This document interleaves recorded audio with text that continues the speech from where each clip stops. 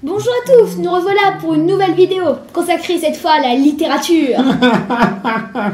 Alors là, je rigole, tu m'excuses, je rigole parce que je suis en train de lire le scénario, parce que des fois, je lis le scénario avant de tourner. Pas tout le temps, mais des fois. Et alors là, je vois Renard écrit R-E-N-A-R-T. Est-ce que tu crois que c'est par un D qu'il faudrait? Hein? Franchement. Non mais moi, tu veux faire la littérature et t'es pas foutu d'écrire le mot renard correctement? Bouffon! Avec 2 F. Calme-toi, Sécotine, ce n'est que le titre d'un roman du Moyen-Âge. Le mot renard a eu le temps d'évoluer jusqu'à aujourd'hui. Et c'est d'ailleurs un des seuls romans populaires de cette époque.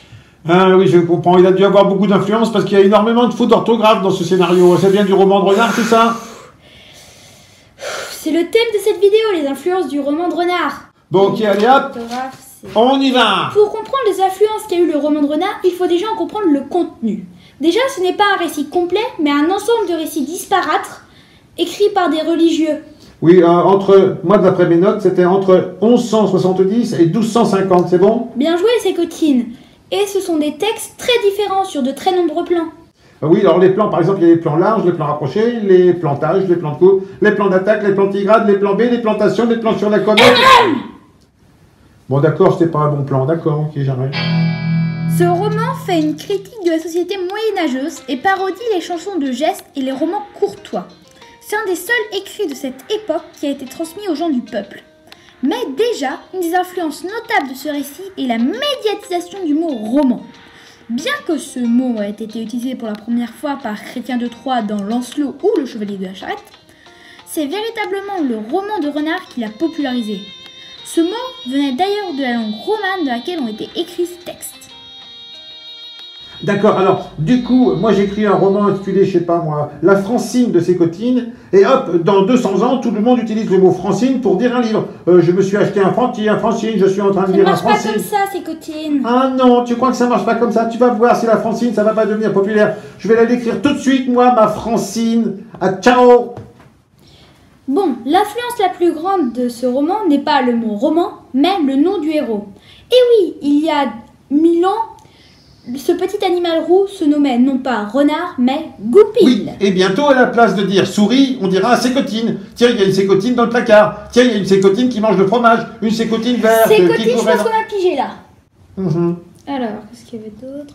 Ah oui, à l'origine, le terme renard désignait une personne sournoise et rusée. Il a été écrit avec un T jusqu'au milieu du XVIe siècle.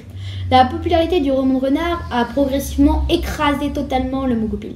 C'est bien dommage ça quand même. Hein. Et pourquoi le loup il s'appelle pas Issangrin? Moi je trouve que ça serait rigolo. Pierre et Issangrin, l'Issangrin et l'agneau. Ça claque, non? Oui, attends, mais il y a des coqs, on pourrait les appeler des chanteclair. On va se faire un chanteclair au vin. On va se mettre un chanteclair au four. Tu vois Sécotine. Oui, et puis les chats, on pourrait les appeler les tibères, les chats. Tiens, il y a un tibère. Je vais lui donner un tibère. Souris. Dis souris. Ce qui est surprenant, c'est que de nombreux noms d'animaux correspondent au caractère de celui qui le porte. Autre chose étonnante, le placement du lion comme roi des animaux. Vision que l'on a toujours aujourd'hui. Ça m'étonne. Les idées toutes faites. C'est la souris, la reine des animaux, tout le monde le sait.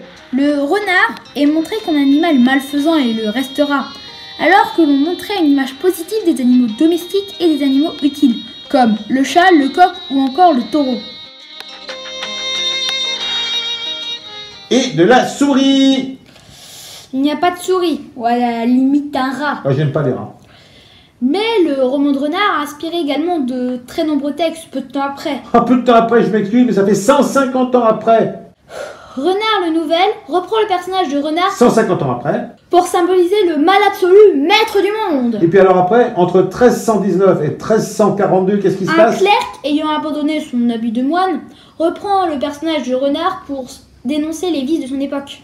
Et depuis, on n'utilise plus le roman de renard qu'à l'école, c'est lamentable. Oh que non! Des textes beaucoup plus récents s'en inspirent, et notamment les fables de La Fontaine. ou plus précisément le renard et le corbeau. La Fontaine a légèrement modifié les textes. Dans l'original, le renard feint d'être blessé pour que le corbeau récupère le fromage qu'il a laissé tomber sans crainte. Mais le goupil est trop pressé et saute sur le corbeau avant qu'il soit à la portée et le rate. Pas de bol, hein, pas de bol. Hein. Autre chose assez étonnante de l'héritage de ce livre, c'est que c'est le premier livre humoristique de cette époque, et sûrement le seul. Il a d'ailleurs été banni par l'Église pour cette raison, car le rire ne devait pas trop être accepté à l'époque. Oh là là là là là. Alors ça veut dire que les BD drôles comme Gaston Lagaffe auraient été interdites au Moyen-Âge? Malheureusement oui, tout comme la liberté d'expression était totalement inexistante. Le roman de renard a également rendu populaire l'utilisation d'un animal comme héros, bien que Ésope et d'autres écrivains de l'Antiquité l'avaient déjà fait.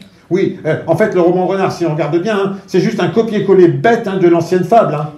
Pour les premiers, oui, mais la grande nouveauté est la ressemblance de plus en plus grande des animaux avec les hommes. Ils ont un château, un roi, un système vassal. Ah, c'était une grande première à l'époque, ça, non? Oui, et depuis, de nombreux textes, BD, films reprennent ce thème. Ah oui, comme Zootopie, le nouveau film de Disney. Exactement. Et je serais prêt à parier que dans une prochaine vidéo, on parlera de Zootopie. Ah, super. Et aussi d'autres films avec des animaux, ça serait cool, hein.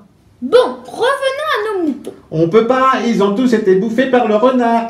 Enfin, le goupil, quoi. Ces cotines, c'était pas drôle. Pourtant, c'est bon, un bon bichou, enfin bon. Une dernière chose, le roman de renard a fait une énorme polémique à son époque. Non pas pour sa critique de la société moyenâgeuse. Oh ben, un petit peu quand même, non? Bon, ok. Mais globalement pour son côté anti-religieux. En effet, Dieu n'y est absolument pas présent. Ah, ils avaient mis une croix dessus. Si tu veux, Zécotine.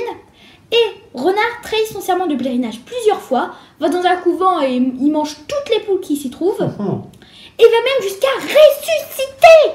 Eh ben dis donc, tu m'étonnes qu'il ait été interdit, hein.